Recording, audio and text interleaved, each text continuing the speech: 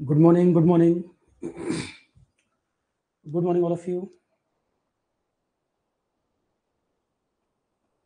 Audio video एक बार आप confirm कर दें, सबको ठीक आ रहा है?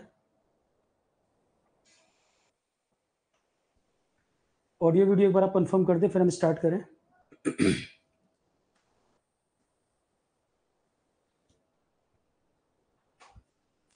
ऑडियो वीडियो सबको ठीक आ रहा है? कोई प्रॉब्लम किसी को? Good morning Amit. वॉइस सभी को क्लियर है? तो सेशन स्टार्ट करें। सबसे पहले जो रिजल्ट का पॉइंट है कि बच्चों को ये कि रिजल्ट कब तक आएगा। तो जैसा कि मैंने कहा कि एनटीए स्टार्टिंग से ही बड़ा अनसर्टेनिटी है। अब इलेक्शन की डेट भी आज कल में अनाउंस हो जाएगी। तो रिजल्ट कब आएगा, इंटरव्यू कब से कंडक्ट करेंगे, उन्होंने जो इन्फॉर्मेशन अभी तक दी थी वो इन्होंने कहा है कि मार्च के थर्ड वीक में रिजल्ट अनाउंस करेंगे, अप्रैल से इंटरव्यू स्टार्ट करेंगे। ये इन्होंने इन्फॉर्मेशन अभी तक दी हुई है। पर रिजल्ट की डेट आ जाएगी, उसके हिसाब से कुछ चेंजेस हो सकते हैं, नहीं हो सकते, वो 2-4 दिन में सारी बातें क्लियर हो जाएंगी। थर्ड वीक मार्च में अगर रिजल्ट आ जाता है तो अप्रैल में इंटरव्यू कंडक्ट करा पाएंगे। अगर डिले हो जाता है तो हो सकता है वो बाद में भी चला जाए। पर पॉइंट ये है कि रिजल्ट कभी भी दें, इंटरव्यू कभी भी कराएं, ये तो क्लियर है कि वो कराएंगे। पर आपको अपने लेवल पे तैयारी कैसे करनी है, एक एक करके जितना समय आपको मिल रहा है वन बाय वन तैयारी करते चलिए। तो जैसा कि मैंने पहले ही बताया था, इंटरव्यू के लिए तैयारी कैसे करनी है, डेट और रिजल्ट जब तक नहीं आ रहा तब तक आप क्या प्रिपरेशन करिए। तो वन बाय वन उन चीज़ों को रेडी करते जाइए, टाइम को वेस्ट नहीं करना है। भाई प्री हो गया, मेंस हो गया, लास्ट स्टेज इंटरव्यू बचा, तो किसी तरह का रिस्क नहीं लेना है। जिन बच्चों को भी श्योरिटी लग रही है कि मेंस क्वालिफाई कर जाएंगे, इंटरव्यू की कॉल आएगी, तो वो अपनी तैयारी जो है वो स्टार्ट कर दें। अभी तक कुछ चीज़ें मैं बता चुका हूँ। काफ़ी स्टूडेंट जो नए ज्वाइन किए हैं, उन लोगों ने शुरू के वीडियो नहीं देखे हैं, तो स्टार्टिंग में 3 वीडियो जो मैंने जनरल डिस्कशन के बारे में बताए थे, जो भी नए स्टूडेंट हैं उन 3 वीडियो को पहले कंप्लीट कर लें। आज मैं थोड़ा सा फिर से समराइज जरूर कर दूंगा, पर आप स्टार्टिंग के 3 वीडियो जिनमें मैंने ड्रेस कोड क्या होना चाहिए, रूम में एंटर कैसे करना है, बोर्ड मेंबर को विश कैसे करना है, वो सब बताया था, बेसिक्स बताए थे कुछ इंटरव्यू के, वो सारे 3 वीडियो आपको देखने हैं। चौथा वीडियो ये वाला है। इसके अलावा आपके फोल्डर में आईपी के लेक्चर्स पड़े हैं। तो one by one, step by step कैसे हमें चलना है, टाइम टाइम पे ये रिवाइज करना जरूरी है कि आपको पता रहे। बिल्कुल कैजुअल नहीं लेना इंटरव्यू को।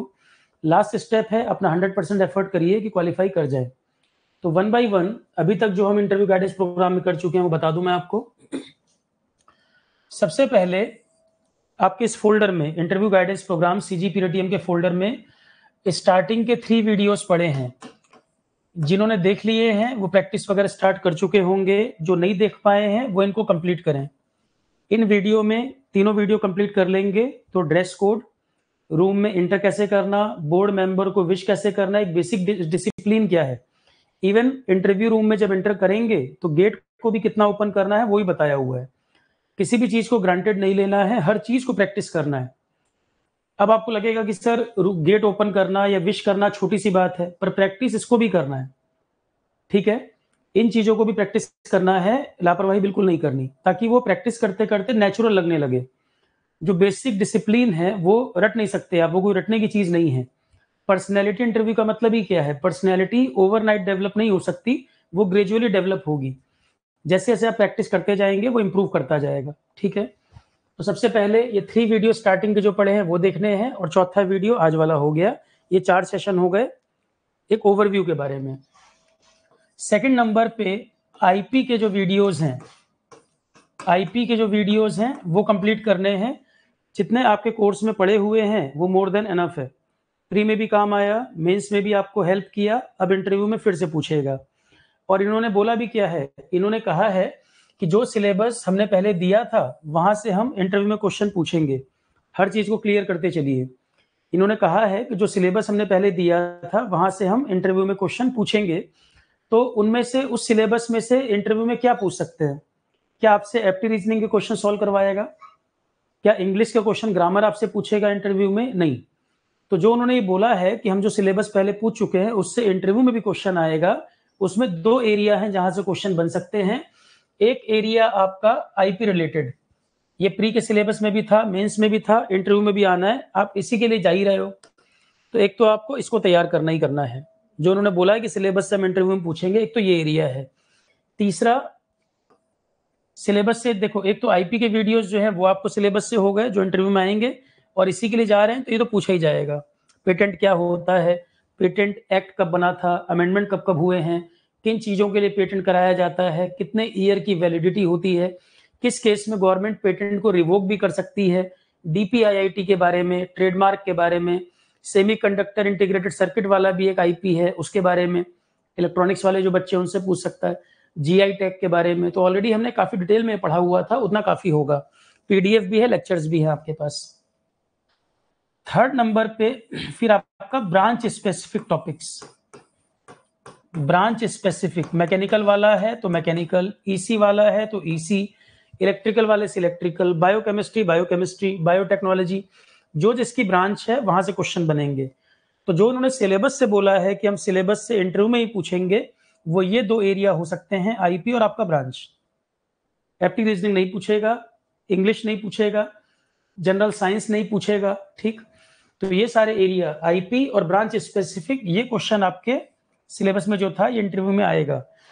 अब कुछ कुछ ब्रांच होती है जहां सिलेबस बहुत ज्यादा है, कि सर मेंस का सिलेबस तो बहुत ज्यादा था और वहां उतना टाइम तो था नहीं कि हम सारा पढ़ पाते। तो जो टेक्निकल वाले बच्चे हैं, जैसे कि मान लो उनका सिलेबस 10-12 सब्जेक्ट सिलेबस में थे, उतना नहीं पढ़ पाएंगे, उतना रिवाइज करना पॉसिबल भी नहीं होगा। हालांकि टाइम काफी दे रहा है इंटरव्यू के लिए। इंटरव्यू के लिए भी आप देखें, जिनको श्योर शॉट है कि 50% से ऊपर मेरा स्कोर रहेगा, तो मैंने जैसे कि आपसे कहा था, ज्यादातर ब्रांचेस में, अब इतनी सारी ब्रांचेस हैं सबको तो नहीं कह सकते, पर 50% स्कोर अगर ज्यादातर ब्रांचेस में 50% से ऊपर आप क्वालिफाई कर जाएंगे।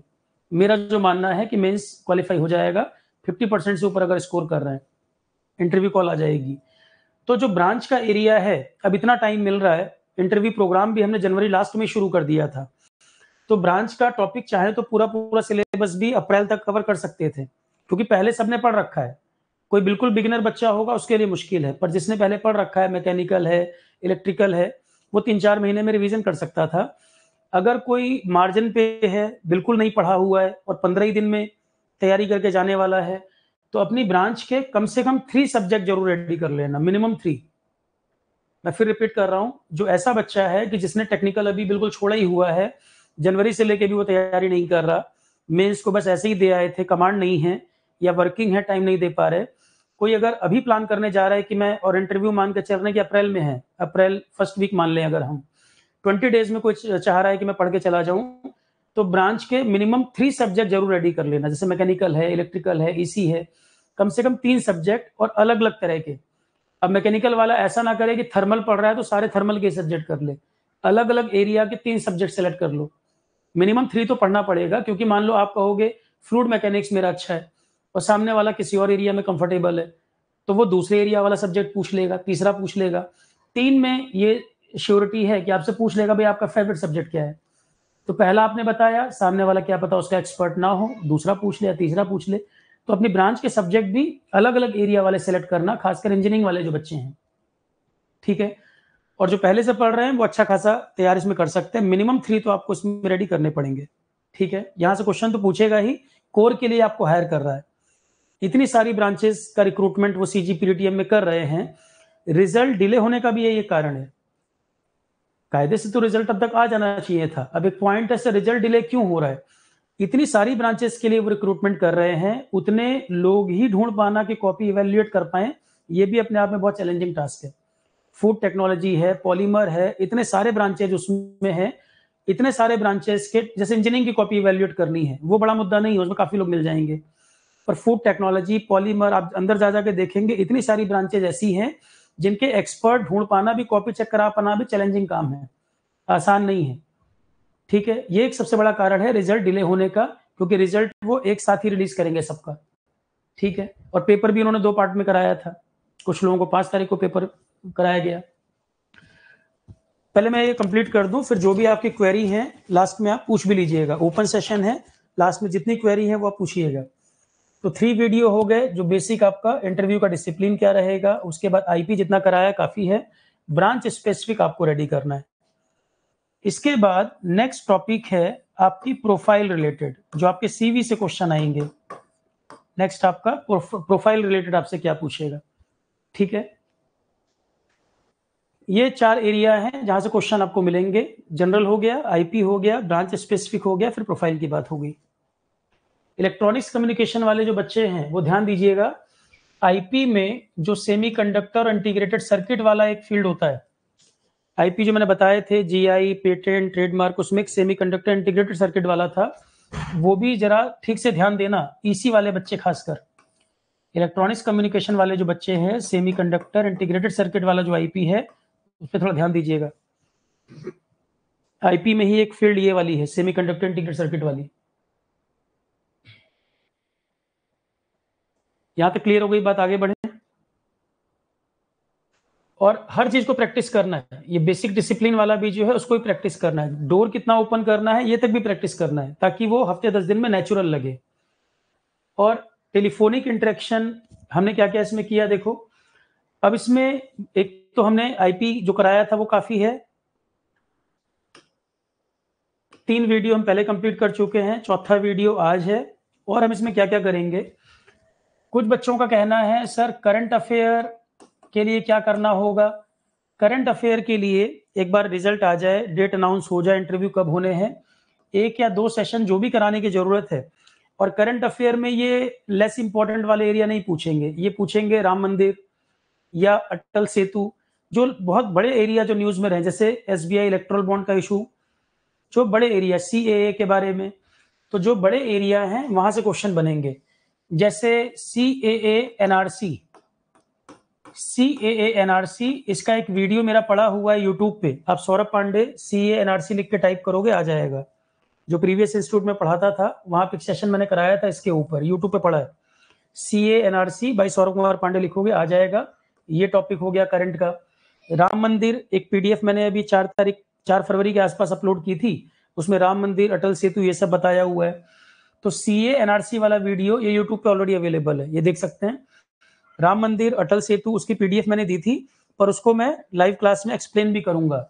तो करंट अफेयर का जो सेशन की रिक्वायरमेंट होगी, 1-2 जो भी करने होंगे वो मैं करा दूंगा, उसके लिए चिंता आप ना करें, इसके लिए आपको परेशान नहीं होना। ब्रांच वाला और आईपी वाला वो एरिया आप रेडी करिए, क्योंकि आईपी मेरे एंड से कंप्लीट है और ब्रांच वाला आपको रेडी करना है।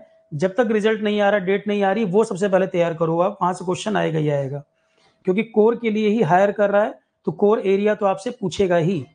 हायरिंग वो उसी लिए कर रहे हैं। अब बायोकेमिस्ट्री वाले को बायोकेमिस्ट्री नहीं आएगी तो पेटेंट इवैल्यूएशन में क्या करेगा, वो पूछा ही जाएगा, ठीक है।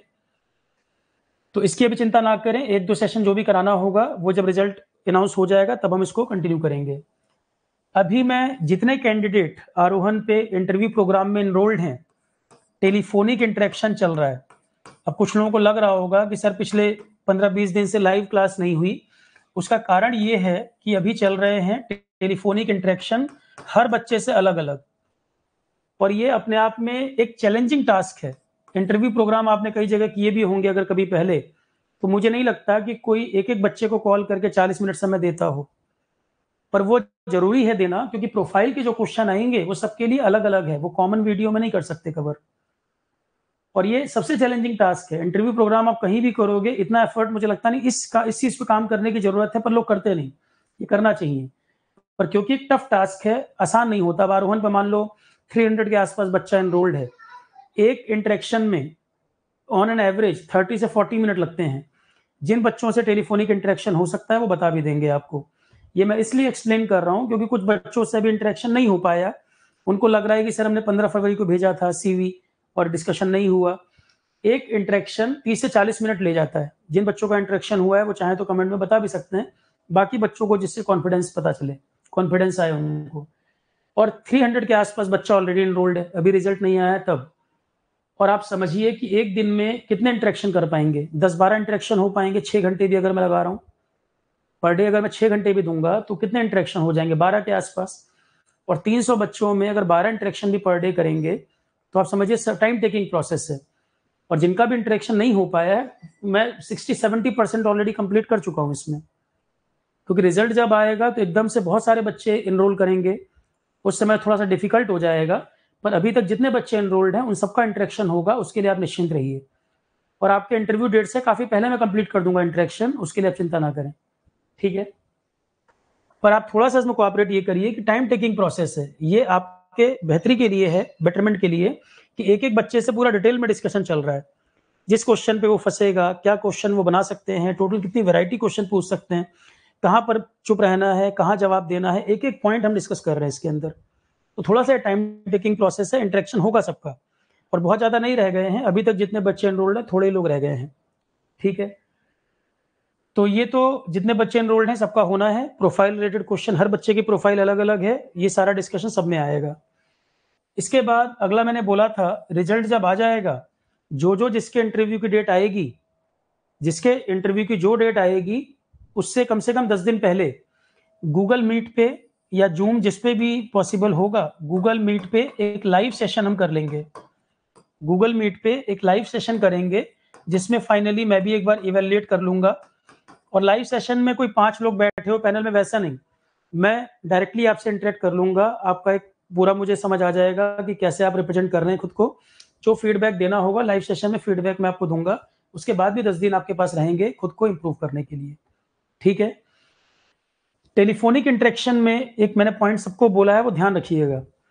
जिससे जितने इंटरेक्शन होते जा रहे हैं, वो सबसे पहले क्या करें भाई, जिसका इंटरेक्शन नहीं भी हुआ वो आईपी के वीडियो, शुरू के 3 वीडियो, ये चौथा वीडियो हो गया, आपकी ब्रांच का एरिया, वो आप रेडी करना शुरू कर सकते हो। टेलीफोनिक इंटरेक्शन में आपके प्रोफाइल के क्वेश्चन भी मैं बता दे रहा हूँ। आप सामने क्या करें, आप एक काम जो आपको करना है रिजल्ट आने से पहले, या अभी ऐसे मान लो गूगल मीट सेशन जब मैं करूंगा उससे पहले, आप मोबाइल रिकॉर्डिंग वीडियो ऑन कर लो, सामने किसी पर्सन को बैठा दो, कोई फैमिली मेंबर हो, कोई फ्रेंड हो, ये आपको शुरू कर देनी है चीज, जिसको श्योरिटी है कि कॉल इंटरव्यू का आएगा। तो सामने वीडियो रिकॉर्डिंग ऑन कर दो, कोई फैमिली मेंबर या फ्रेंड को बैठाओ, जितने क्वेश्चन ये सब आपके ब्रांच के हो गए, आईपी के हो गए, या जो मैं टेलीफोनिक इंटरेक्शन में बोलूंगा, या इंटर कैसे करना है, विश कैसे करना है, ईच एंड एवरीथिंग, कुछ भी इग्नोर नहीं करना। वो सारे क्वेश्चन आपसे पूछे, आप खुद को वैसे ही रिप्रेजेंट करो जैसे आप इंटरव्यू में जाओगे। 30 मिनट आपको लगेगा, एक सेशन में 30 मिनट के अराउंड लगेगा। आप देखोगे 1 वीक तक आते आते, रिजल्ट आने में भी टाइम है अभी 1 वीक कम से कम, तो 1 वीक तक आते आते आप बिल्कुल नेचुरल फ्लो में आ जाओगे, कुछ रटना नहीं पड़ेगा आपको। तो मोबाइल में वीडियो रिकॉर्डिंग ऑन करा दो, सामने किसी को बैठा दो, सारे क्वेश्चन प्रैक्टिस करो, इंटर करना, विश करना, हर चीज। और उसके बाद सेशन को चला के देखो, आपको अपनी एरर कहाँ कहाँ लग रही है, अपने बारे में तो आप बेहतर जानते हो, कहाँ कहाँ आपको मिस्टेक लग रही है। फिर आप इंटरव्यूअर की जगह खुद को रख के देखो कि अगर आप इंटरव्यू ले रहे होते, तो जो वीडियो आप चला के देख रहे हो एज ए कैंडिडेट, आप उसको कितने मार्क्स देते 100 में से, बिल्कुल ऑनेस्टी के साथ, कि आपने इंटरव्यू दिया, वीडियो रिकॉर्ड कर लिया, अब आप इंटरव्यूअर की तरह खुद को इवेल्युएट करो कि आपको इसमें क्या क्या कमी लग रही है। जितनी कमियां लग रही हैं उनको इंप्रूव करते जाना है, अगले सेशन में उस कमी को दूर करो। 1 वीक तक आते आते आप बहुत कंफर्टेबल हो जाएंगे, सब कुछ नेचुरल लगेगा। क्योंकि पर्सनैलिटी इंटरेक्शन जो है, पर्सनैलिटी इंटरव्यू, पर्सनैलिटी मैंने बताया ओवरनाइट डेवलप नहीं होगी, ग्रेजुअली धीरे धीरे इंप्रूव कर जाएगी। दूसरा, जिन बच्चों की भाषा, बोलचाल, यारी दोस्ती में जो कुछ भी वर्ड यूज कर देते हैं, एब्यूजिव वर्ड यूज कर देते हैं, कुछ भी बोल जाते हैं, आप अभी से, मैंने पिछली बार भी बोला था, आप अभी से ही अपने आप को ऑफिसर मानकर चलिए। आप मानकर चलिए कि आप सेलेक्ट हो चुके हैं और आप एक ऑफिसर हैं, जिससे कि आपके पर्सनैलिटी में एक चेंज आए, आपके बोलचाल के तरीके में, उठने बैठने के तरीके में, चलने के तरीके में, आपकी पर्सनैलिटी ओवरऑल, क्योंकि माइंडसेट का ही गेम है, जैसा हम सोच रहे होंगे वैसा हमारी पर्सनैलिटी रिफ्लेक्ट करने लगेगी। तो आप अभी से सोच के चलिए कि आप सेलेक्ट हो गए, ग्रुप ए गेस्टेड जॉब आपको मिल गई, आप एक ऑफिसर की तरह ही बिहेव करना शुरू करिए। कई बार क्या होता है, मान लो आप किसी आईएएस से मिले या किसी डिपार्टमेंट में गए, किसी ऑफिसर को आपने देखा, आप उसकी पर्सनैलिटी से एडमायर करते हो, आप उससे इंप्रेस होते हो, आप दिमाग में कहीं ना कहीं खुद को एक ऑफिसर की तरह खुद मानिए, फिर धीरे धीरे पर्सनैलिटी इंप्रूव करती जाएगी, इंटरव्यू बहुत अच्छा होगा। इंटरव्यू लेने वाला पहले से नहीं जानता आपके बारे में कुछ, वो पहले से कोई प्री माइंडसेट बना के नहीं बैठा है, जैसा आप खुद को रिप्रेजेंट करेंगे वैसा वो नंबर देगा। जैसे मान लो मैं इंटरव्यू रूम में हूं और एक बच्चा इंटर किया, अभी उसने कुछ बोला नहीं है, तो पहला इंप्रेशन मेरे दिमाग में क्या जाएगा, जब वो इंटर कर रहा है, कॉन्फिडेंट है कि नहीं, गेट हाफ ओपन करना है, मैंने बताया था, फिर उसका अटायर कैसा है, इंटरव्यू भले अप्रैल में हो, ब्लेजर वगैरह कोट वगैरह पहन के जाइएगा, उससे डिसेंट पर्सनैलिटी दिखती है। बड़े बड़े अधिकारियों को आपने मई के महीने में भी देखा होगा मीटिंग करते, तो आपको न्यूज वगैरह में वो कोट पैंट में नजर आते हैं। वो पागल थोड़ी है मई जून के महीने में कोट पैंट पहन रहे हैं। एक प्रॉपर डिसिप्लिन, एक पर्सनैलिटी झलकती है उससे। ठीक है, तो एक दिन की बात है, अपने आप को बेस्ट रिप्रेजेंट करिए। अब मैं आपके बारे में पहले से नहीं जानता, तो मेरे दिमाग में बैठा होगा कि भाई एक स्टैंडर्ड, एक एवरेज लाइन है 50%, कि 100 में से 50 मार्क्स तक मैं सोच के चलूं, अगर ये एवरेज बच्चा चल रहा है, कोई ब्लंडर नहीं कर रहा है, 50% में दिमाग में रख के चलूं। आप इंटरव्यू में गड़बड़ कर रहे हैं तो 50 के नीचे जाते जाएंगे, थोड़ा बेटर करते जा रहे हैं 50 के ऊपर चलते जाएंगे। 50 एक समझ लो बेंचमार्क, 50% कि पहले से आपके बारे में कुछ जानता नहीं है, 50% उसके दिमाग में बैठा है। कोई भी ऐसे ही सोचेगा कि आपसे इंटरेक्ट नहीं किया, एक एवरेज लाइन 50% दिमाग में है, उससे खराब करेंगे 50 के नीचे, उससे बेटर करेंगे 50 के ऊपर। 15-20 नंबर का ही गेम है। जो ब्लंडर करेगा 35-40 पे निपट जाएगा, बेटर करेगा 70 तक चला जाएगा। तो यही रेंज है 35 से 70 के बीच। ये उन्होंने ऑलरेडी क्लियर कर रखा है। 80% वेटेज मेंस का है, मेंस के जो मार्क्स आएंगे 80% कट ऑफ में वही कंसीडर होगा, और 20% इंटरव्यू का वेटेज है। अब जो लोग 10 मार्क्स या 5 मार्क्स से अगर रह जाए कम अगर पढ़ रहा है, तो इंटरव्यू से रिकवर कर पाएंगे। और इंटरव्यू इंग्लिश में ही होना है, ये बिल्कुल क्लियर है। तो कोई इस धोखे में, इस भुलावे में नहीं रहे कि मैं हिंदी बोल दूंगा। जब क्लियरली लिखा हुआ है, जितनी इंफॉर्मेशन हमारे पास है, उन्होंने कहा है इंग्लिश में इंटरव्यू होगा, तो प्रैक्टिस क्यों नहीं कर रहे हो? प्रैक्टिस करिए। ठीक है,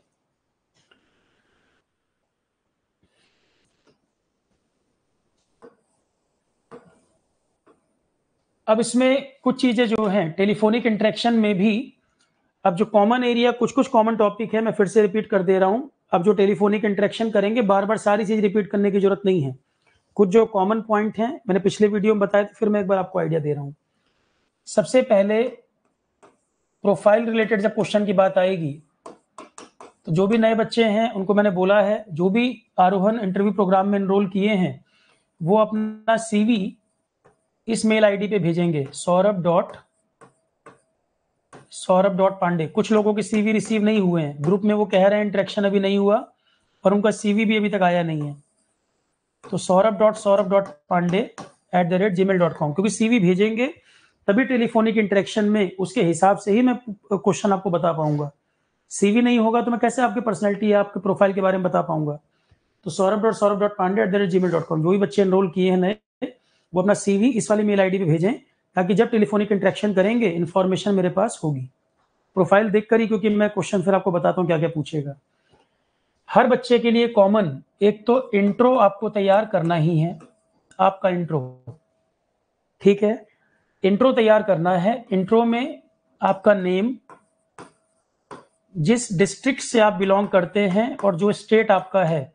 जैसे मैं अगर बोलूं I am Saurabh Kumar Pandey from Delhi, इस तरह से स्टार्ट होगी बात।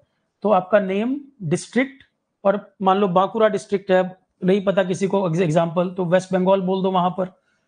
डिस्ट्रिक्ट अगर लेस नोन है, बहुत फेमस नहीं है, तो साथ में स्टेट भी मेंशन कर दो। ठीक है, तो इंट्रो में आपका नेम, डिस्ट्रिक्ट, स्टेट।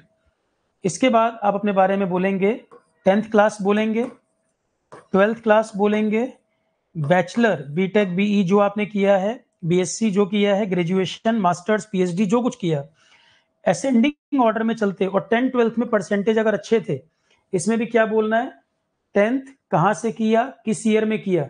परसेंटेज बहुत अच्छे तो परसेंटेज मेंशन कर सकते हो। 12th किस ईयर में किया, कहां से किया, अच्छे परसेंटेज हैं वो मेंशन कर सकते हो। फिर ग्रेजुएशन, मास्टर जो कुछ आपने किया है, चलते हुए करंट प्रोफाइल तक, करंटली आप क्या कर रहे हैं, वहां पर इंट्रो आपका खत्म होगा। करंट पोजीशन पर इंटरव्यू खत्म होगा, ताकि वो वहीं से क्वेश्चन रेस कर ले। सबसे ज्यादा कंफर्टेबल आप किस में होंगे, अगर आप करंटली आप वर्किंग हो, या करंटली आप पीएचडी कर रहे हो, या जस्ट पीएचडी खत्म हुआ है, तो वहीं से वो क्वेश्चन रेस कर लेगा डायरेक्ट। ठीक है, और इसमें कॉलेज में क्या किया था या कोई फेस्ट ऑर्गेनाइज किया था, वो इंट्रो में नहीं आएगा। इंट्रो में सिंपली, इंट्रो आपका शॉर्ट एंड क्रिस्प होना चाहिए, इंट्रो बहुत लंबा नहीं। इंट्रो में आपका नेम, आपका डिस्ट्रिक्ट, 10th आपने किस ईयर में कहां से किया, परसेंटेज अच्छे तो मेंशन करो, 12th, ग्रेजुएशन, मास्टर्स, अपने बारे में बताते जाइए। फैमिली बैकग्राउंड पूछें या आपके अचीवमेंट पूछें, तब बाकी चीजें। पर इंट्रो शॉर्ट एंड क्रिस्प होना चाहिए कि 2 मिनट में 2.5 मिनट में आपने अपना इंट्रो पूरा बोल दिया, अब वो आगे शुरू करे बात। और डिटेल में पूछता जाएगा तो और डिटेल में बताते जाइए, ठीक है। वो खुद ही पूछेंगे जो जो उनको जानना होगा, क्योंकि डिटेल्ड एप्लीकेशन फॉर्म या भरवाए या वो सीवी मंगवाएं, डाटा तो उनके पास रहेगा ही, और जो इन्फॉर्मेशन आप देंगे वहीं से क्वेश्चन बनेंगे, क्योंकि आपके बारे में पहले से नहीं पता है। जो आप बताएंगे वहां से क्वेश्चन बनेगा प्रोफाइल पे। तो ये आपका इंट्रो तैयार हो गया। इंट्रो में सबसे इंपॉर्टेंट बात, जिन बच्चों का गैप ईयर है, गैप ईयर के लिए आंसर तैयार करना सबसे पहले। तो सबसे इंटरेक्शन मेरे हो रहे हैं, आंसर मैं बनवा भी रहा हूं साथ साथ। गैप ईयर जिनके हैं, 1 ईयर गैप है वो प्रॉब्लम नहीं है, 2 ईयर गैप भी चल जाएगा। पर जिनका 3+ गैप हो रहा है कि 19 के बाद से कुछ नहीं किए, 20 के बाद से कुछ नहीं किए, तो जिनका 2+ ईयर का गैप हो रहा है, वो गैप ईयर के लिए जवाब सॉलिड आंसर बनाकर जरूर रखें। और कोशिश करें कि थोड़ा ऑनेस्ट रहें, झूठ कम बोलना, नहीं तो झूठ बोलने में पकड़ में आ जाती है बात। इतने साल से जो लोग इंटरव्यू ले रहे हैं, आपके चेहरे के एक्सप्रेशन से पता लग जाता है झूठ बोल रहे हैं। तो गैप ईयर वगैरह बताने में थोड़ा ऑनेस्ट रहना, झूठ कम बोलना। तो गैप ईयर 2+ ईयर का जा रहा है तो उसके लिए आंसर बनाना जरूरी है। जो लोग वर्किंग हैं उनका इंटरव्यू प्रोफाइल की जब बात आएगी, majority question working job profile से होंगे। कोई बीएल में काम कर रहा है, कोई किसी मान लो डीआरडीओ में वर्किंग है, कहीं पर भी जो वर्किंग है उसका प्रोफाइल की जब क्वेश्चन की बात आएगी, कोर तो उनसे भी पूछेगा, कोर क्वेश्चन उनसे भी पूछे जाएंगे, पर वर्किंग वालों से उनकी जॉब प्रोफाइल पे काफी, प्रोफाइल में से जॉब पे क्वेश्चन काफी बनेंगे। प्रोफाइल के जब क्वेश्चन आएंगे यहाँ से क्वेश्चन ज्यादा बनेंगे। इनमें आपको तैयार करना होगा जिसमें आप वर्किंग हैं उसके बारे में। कोई कहे कि डीआरडीओ में वर्किंग है तो अबाउट डीआरडीओ पढ़ना है, कोई इसरो में वर्किंग है तो अबाउट इसरो पढ़ना है। जहां पर भी वर्किंग है उसका बैकग्राउंड आपको पढ़ना होगा, कब स्टैब्लिश हुआ, क्या बनाते हैं, क्या काम करती है वो कंपनी, आपका प्रोफाइल उसमें क्या रहा है। आपको अगर 6 महीने काम करते हुए हैं तब तो वर्क एक्सपीरियंस को ज्यादा है नहीं, पर 2 ईयर 3 ईयर वर्किंग हो चुका है तो आपकी लर्निंग क्या रही है वहां पर। मैं रिपीट कर रहा हूं, फिर सुनो इसको। जिस कंपनी में वर्किंग है उस कंपनी के बारे में, आपका जॉब प्रोफाइल क्या है, आप वहां पर क्या काम करते हैं उसके बारे में, और अगर 2-3 साल वर्किंग हो चुकी है तो आपका जर्नी क्या रही है, आपने जो ज्वाइन किया था तब से अभी तक आपकी लर्निंग क्या रही। किसी का प्रमोशन हो गया हो कि ज्वाइन किया था जेई अब एई बन चुका है, वो सारी चीजों पे बात करेंगे। वो प्रोफाइल में जॉब से क्वेश्चन बहुत होंगे। किसी का जस्ट पीएचडी कंप्लीट हुआ है, मान लो किसी का जस्ट पीएचडी कंप्लीट हुआ है या जस्ट बीटेक या मास्टर्स कंप्लीट हुआ है, अपना प्रोजेक्ट जरूर रेडी कर लेना। मास्टर्स वगैरह जिसने किया है, मास्टर्स का प्रोजेक्ट तैयार करना। बैचलर के चांसेस वहां कम है, पूछ वो तब भी सकते हैं, क्योंकि सुबह शाम तक इंटरव्यू चलेंगे, प्रोजेक्ट आपको पता होना चाहिए। जिनकी लास्ट डिग्री मास्टर्स है उनको मास्टर्स वाला प्रोजेक्ट ठीक से तैयार करना है, और जिनकी लास्ट डिग्री बीटेक है या बीएससी है तो उनको बीएससी वाला रेडी करना होगा। प्रोजेक्ट जो आपका लेटेस्ट है उसमें आपको पढ़ना पड़ेगा। दूसरे वाले को कम से कम समरी देख लेना। मान लो बैचलर मास्टर दोनों है तो मास्टर्स वाले को ठीक से तैयार करना, बैचलर वाले का कम से कम ओवरव्यू पता हो, ठीक है। पीएचडी जिनका जिस टॉपिक पर है वो टॉपिक ठीक से तैयार होना चाहिए, और पीएचडी उस पर है तो वो रेडी होगा ही। पीएचडी वाले जो स्टूडेंट हैं जिनका टॉपिक पीएचडी में जो टॉपिक रहा है, जो थीसिस आपकी रही है, वो टॉपिक पे कमांड होना, वहां से क्वेश्चन बनेंगे। एक बैचलर वाले की तुलना में मास्टर्स वाले से क्वेश्चन बेटर होंगे, और मास्टर्स वाले के कंपैरिजन में पीएचडी वाले से क्वेश्चन और बेटर होंगे, ठीक है। क्वेश्चन का लेवल थोड़ा सा इंप्रूव कर जाएगा, क्योंकि अच्छी क्वालिफिकेशन है, ज्यादा पढ़े हैं तो क्वेश्चन बेटर लेवल के पूछे जाएंगे। तो गैप ईयर वगैरह को ठीक से आंसर फ्रेम करना है। और गैप ईयर में एक चीज और ध्यान रखिएगा, अब जिन्होंने मास्टर्स कर रखा है और उनका गैप ईयर हो गया, 2 ईयर 3 ईयर गैप हो रहा है, तो उनसे पूछेगा कि आप पीएचडी के लिए आपने एनरोल क्यों नहीं किया। और जिन्होंने बैचलर डिग्री कर रखी है, 3-4 साल का गैप हो गया, उनसे कहेगा आपने मास्टर्स क्यों नहीं कर लिया। किसी ने बीटेक किया हुआ है और 4 साल गैप हो गए, तैयारी कर रहे हैं जी, तो फिर आपने मास्टर्स क्यों नहीं कर लिया। और किसी ने मास्टर्स कर रखा है, 3-4 साल गैप हो रहा है, तो आपने पीएचडी क्यों नहीं कर ली। और गैप ज्यादा अगर जिन बच्चों का हो रहा है और उन्होंने कोई हायर एजुकेशन की तरफ वो जा भी नहीं रहे हैं, तो उनसे पूछेगा कि अगर आपका यहाँ पर सिलेक्शन नहीं हो रहा तो आपका प्लान बी क्या है। प्लान बी क्या है कि अगर आप इसमें सेलेक्ट नहीं होगे तो प्लान बी क्या है, उसको सोचना। कोचिंग वगैरह मेंशन मत करिएगा कि आपने तैयारी की है, कोचिंग की है, कोचिंग वगैरह मेंशन मत करना, सेल्फ प्रिपरेशन बोल देना। तो प्लान बी क्या है? अगर CGPTM में नहीं होगा और ऑलरेडी 3-4 साल गैप हो चुका है, तो प्लान बी क्या करोगे इसके अलावा, अगर इसमें नहीं होता है? तो प्लान बी भी दिमाग में रखना है कि अगर इसमें अपॉर्चुनिटी नहीं मिल पाएगी तो मैं क्या करूंगा। ये क्वेश्चन पूछे जाएंगे, इंटरव्यू में बहुत पूछता है ये कि इसमें नहीं हुआ तो क्या करोगे। गैप भी बढ़ रहा है, हायर एजुकेशन की तरफ आप गए नहीं, तो अब क्या प्लान है? अगर इसमें नहीं होगा तो क्या करोगे। प्लान बी ये सोचना है सभी को, ये क्वेश्चन बनता है। क्लियर है? नेक्स्ट इस पे बात आएगी, एक क्वेश्चन जो सभी को रेडी करना है, why you want to join CGPTM, why you want to join CGPTM। जिस दिन इंटरव्यू होगा, काफी कैंडिडेट जो आसपास होंगे उनसे इंटरेक्ट करने की जरूरत नहीं है, सिर्फ अपने आप पे फोकस रखना है, कंसंट्रेट करना है कि मुझे कैसे बोलना है, और साइलेंट रहना, क्वाइट रहना जरूरी है। जब आप किसी चीज के लिए जा रहे हैं तो बिल्कुल साइलेंट रहना, क्वाइट, बिल्कुल कूल एंड काम माइंड, कि सेल्फ इंट्रोस्पेक्शन कर रहे हैं, कंसंट्रेट कर रहे हैं, अपने पर फोकस कर रहे हैं। अननेसेसरी बोलकर माइंड में जो थॉट्स आ रहे हैं उनको डाइवर्ट नहीं करना है। जिस दिन इंटरव्यू होगा, घर से निकलिए, टाइम से पहले जाइए, 30 मिनट मार्जिन लेकर चलिए पहले ही, कोई प्रॉब्लम ना रहे, कोई पैनिक नहीं करना। आराम से जाकर बैठ गए, कौन आसपास क्या बातें कर रहा है, कोई आपसे इंटरेक्ट करने की कोशिश कर रहा है, डोंट इंटरेक्ट, कोई जरूरत नहीं है। क्योंकि एक कोई निगेटिव पॉइंट वो बोल देगा, आपके माइंड में बैठ गया, तो आपकी अच्छी खासी प्रिपरेशन वो आपको मोरल डाउन कर देगी। या कोई इंटरव्यू देके निकल रहा है, उससे लोग इंटरेक्ट कर रहे हैं, क्या पूछ रहे हैं, कैसा हो रहा है, इंटरेक्ट मत करना। हर किसी का इंटरव्यू आपस में अलग अलग होगा, वो डिपेंड कर रहा है आप रिप्रेजेंट कैसे कर रहे हो खुद को। तो बिल्कुल इंटरेक्ट नहीं करना इंटरव्यू के दिन, सिर्फ अपने पे फोकस करना है, बिल्कुल कूल एंड काम, साइलेंट रहकर अपना फोकस रखना है, और सीधे इंटरव्यू रूम में जाकर बात करके बाहर चले आओ, घर चले जाओ, खत्म काम। कोई इंटरेक्शन की जरूरत नहीं है, बेटर होगा, ठीक है। नहीं तो डिस्कशन में बहुत लोग लग जाते हैं, अच्छा खासा आता हुआ इंटरव्यू, उनके क्वेश्चन आसान पूछे गए, पर वो इंटरेक्शन में ही इतना प्रेशर ले लिए कि अच्छा खासा इंटरव्यू खराब करके चले आए। ये सब गलती नहीं करना। तो एक क्वेश्चन ये सबको रेडी करना है, why you want to join CGPTM।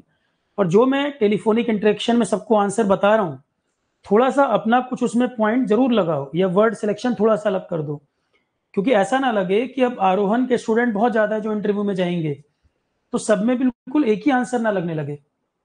मैं आपको हर चीज का एक पाथ बता रहा हूं, आपको आंसर लिखवा रहा हूं, पर अपने वर्ड थोड़े थोड़े सबको ऐड करने हैं, थोड़े थोड़े अपने वर्ड जरूर ऐड करना, नहीं तो ऐसा ना हो कि लाइन से बच्चे इंटर कर रहे हैं और सब एक ही लाइन रिपीट कर रहे हैं जो मैं बोल रहा हूं। तो वर्ड का सिलेक्शन, थोड़ा सा आंसर हल्का सा, थोड़ा थोड़ा अपना पॉइंट भी ऐड करते चलो।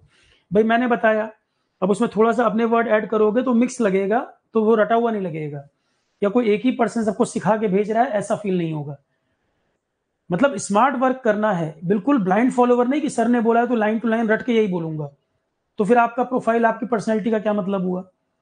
थोड़े से अपने वर्ड, अपना एक्सपीरियंस, आपका जो जर्नी है उसमें अपने वर्ड ऐड करने हैं। जितना मैं बताता जा रहा हूं थोड़ा सा अपना ऐड करके उसको आंसर मिक्स बनाना है, ताकि सबके आंसर में यूनिकनेस लगे। सब एक ही लाइन बोलते जाएंगे तो फिर समझ में आ जाएगा कोई रटवा के भेज रहा है इनको, ठीक है। तो अपना माइंड जरूर अप्लाई करना है। तो why want to join CGPTM।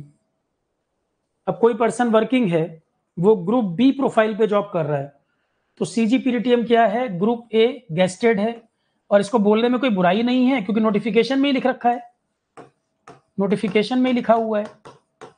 अब कोई पर्सन वर्किंग नहीं है तो उसके लिए तो भाई CGPTM में आएगा ही।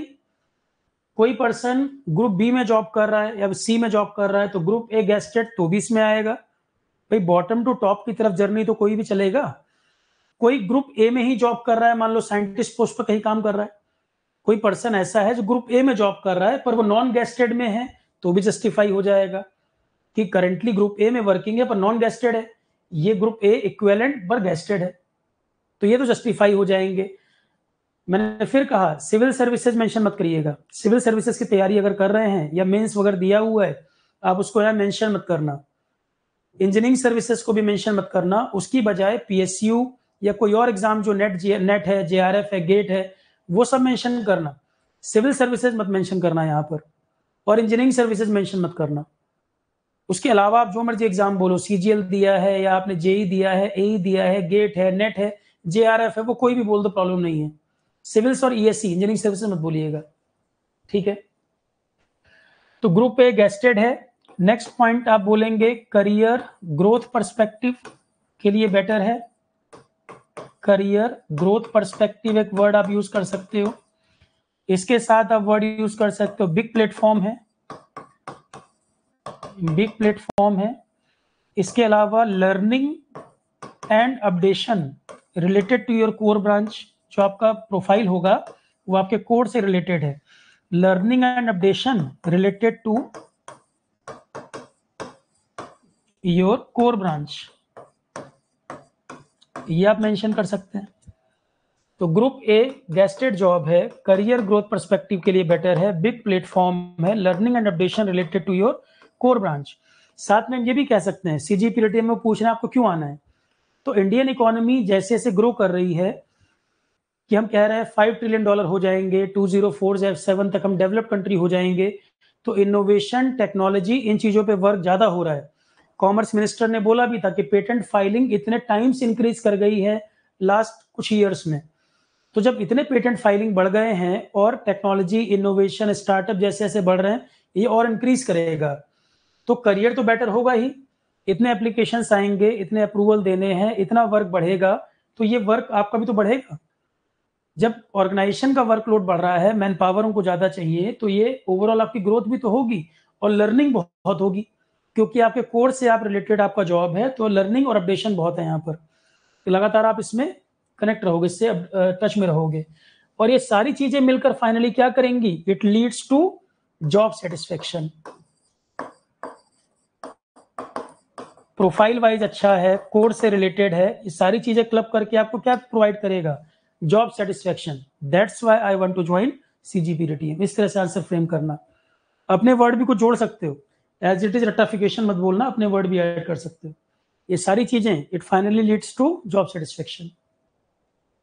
नेक्स्ट क्वेश्चन, अब देखो एक क्वेश्चन तो है आपको सीजीपीटीएम में क्यों आना है, नेक्स्ट क्वेश्चन है why we should hire you, हम आपको अपॉर्चुनिटी क्यों दें, आप में ऐसा क्या है कि हम आपको अपॉर्चुनिटी दें। नेक्स्ट क्वेश्चन आएगा why should we hire you, हम आपको अपॉर्चुनिटी क्यों दें। ये तो क्वेश्चन सबके लिए कॉमन है, ये रेडी करना ही है। Why should we hire you, कि मान लो कोई मास्टर्स वाला है तो उससे कहेगा कि हमारे पास तो पीएचडी वाले लोग आ रहे हैं, हम आपको अपॉर्चुनिटी क्यों दें। कोई बैचलर वाला है, उससे कहेगा हमारे पास तो मास्टर्स वाले आ रहे हैं, हम आपको अपॉर्चुनिटी क्यों दें। तो ये क्वेश्चन के लिए रेडी रहना है, why should we hire you, आप में ऐसा क्या है कि हम आपको अपॉर्चुनिटी दें। आप इसमें क्या बोलेंगे, एक आंसर जैसे मैं बोलता हूं, मान लो मेरे से क्वेश्चन पूछा जाए तो मैं क्या कहूंगा, मैं ये जवाब दूंगा कि सर अगर आप मुझे अपॉर्चुनिटी देते हैं, सिंपल वर्ड्स में आपको बता रहा हूं, आप इसको अपने वर्ड्स में फ्रेम करना, कि सर अगर आप मुझे अपॉर्चुनिटी देते हैं तो अभी तक का जो भी मेरा एकेडमिक्स है या वर्क एक्सपीरियंस, जो जॉब वाले हैं वो वर्क एक्सपीरियंस भी ऐड कर देना, कि सर अभी तक की मेरी जो एकेडमिक लर्निंग है प्लस वर्क एक्सपीरियंस जो मेरा अभी तक है, मैं उसका बेस्ट यूटिलाइजेशन करके इस जॉब प्रोफाइल के साथ जस्टिस कर पाऊंगा, ऐसा मुझे लगता है कि मैं सूटेबल कैंडिडेट हूं उस प्रोफाइल के लिए। आपसे पूछ रहा है कि हम आपको अपॉर्चुनिटी क्यों दें, तो इसका आंसर यही बनेगा, सर अगर आप मुझे अपॉर्चुनिटी देते हैं तो मुझे लगता है कि मेरी academic knowledge plus work experience, जो भी अभी तक मैंने सीखा है, जो भी मेरी अभी तक की लर्निंग है, मेरा एक्सपीरियंस जो है, मैं उसको बेस्ट यूटिलाइज करके इस जॉब प्रोफाइल के साथ जस्टिस कर पाऊंगा, ऐसा मुझे लगता है कि मैं सूटेबल कैंडिडेट हूं इस पोस्ट के लिए। प्लस में जोड़ देना लॉन्ग टर्म एसोसिएशन, कि अगर आपको अपॉर्चुनिटी मिलेगी तो आप यहां पर लॉन्ग टर्म सर्व करना चाहोगे, कोई भी आपको लॉन्ग टर्म के लिए हायर करेगा, शॉर्ट टर्म के लिए नहीं। और आप कुछ भी कर रहे हो, आपको पीएचडी करना है या आपको कुछ और करना है, ज्यादा प्रायोरिटी इस जॉब को बतानी है, तभी आपको मौका मिलेगा। कि अगर आप इसको ज्यादा प्रायोरिटी नहीं बता रहे हो, इंपॉर्टेंट नहीं बता रहे हो, तो फिर आपको क्यों मौका देगा। तो इस जॉब को इंपॉर्टेंट बताना है कि अगर मुझे अपॉर्चुनिटी मिलेगी तो मैं लॉन्ग टर्म सर्व करूंगा। प्लस इसके साथ में वर्ड ऐड कर देने हैं, आपकी स्किल्स क्या क्या हैं, जैसे मैंने बताया था, इनमें कुछ वर्ड लिख देता हूं, देख लो आपको क्या क्या यूज करने हैं, आपको अपने अंदर क्या क्या चीजें इसमें से लगती हैं उनको ऐड कर देना। तो पहले जॉब के साथ जस्टिस करूंगा, प्लस लॉन्ग टर्म सर्व करना चाहूंगा, प्लस अपनी स्किल जोड़ देना। जैसे परसिवरेंस, इसका मतलब होता है दृढ़ निश्चय, टीम स्पिरिट में काम करना। तो वो एग्जाम्पल भी पूछेगा कि कोई एग्जाम्पल बताइए कि आप में ये क्वालिटी है। तो कोई कॉलेज का फेस्ट ऑर्गेनाइज किया हो, या जॉब में कभी कोई ऑर्गेनाइज किया हो, कोई आपने प्रोग्राम, कोई ऐसा आप जिससे आपकी ये क्वालिटी रिफ्लेक्ट होती हो कि आप में ये है।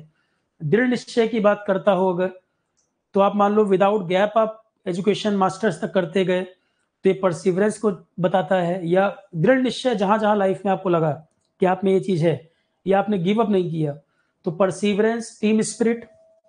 ये पूछेगा कि ये एग्जाम्पल बताइए कि कब आप में आपको लगा क्वालिटी है, कब आपने ऐसा परफॉर्म किया।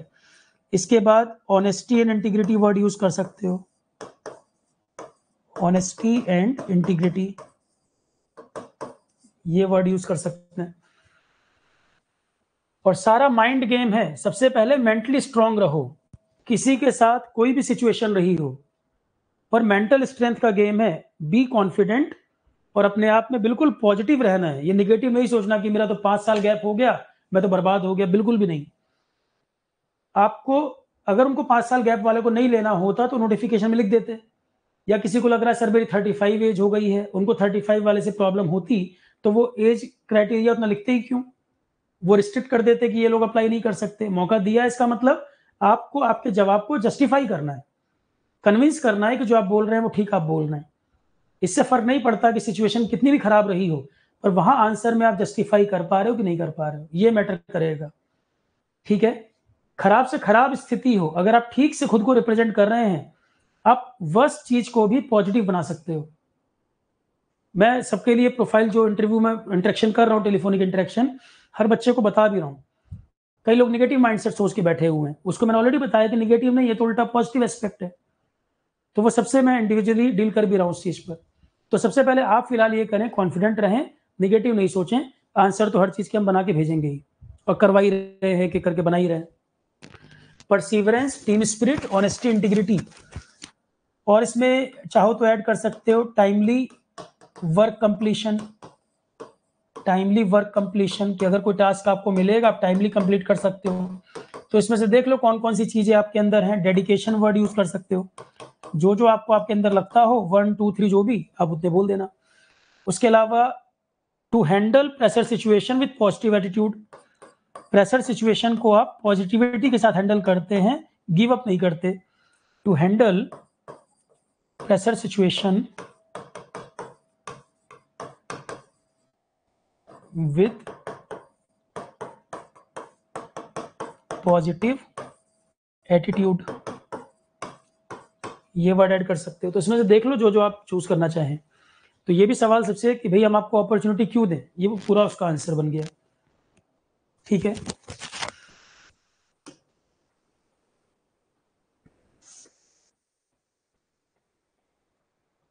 प्रोजेक्ट वगैरह मैंने बता दिया, आप लोगों को तैयार करना है, प्रोजेक्ट पढ़ लेना। इसके बाद हॉबी से क्वेश्चन बनेगा। हॉबी मैंने पहले भी बोला था, हॉबी का मतलब फ्री टाइम में जो भी आपको करना अच्छा लगता है। फ्री टाइम में जो भी आपको करना अच्छा लगता है वो आपकी हॉबी है।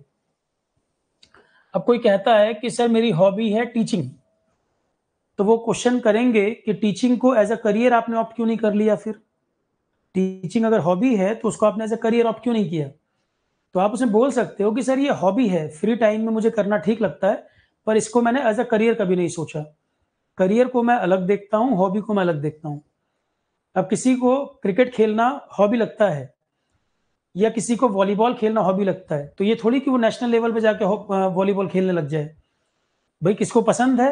कई लोग हॉबी को अपना करियर बनाते हैं, कई लोग हॉबी को अलग रखते हैं, करियर को अलग रखते हैं। तो ये तो आपको बताना है कि आप इसको कैसे देखते हो।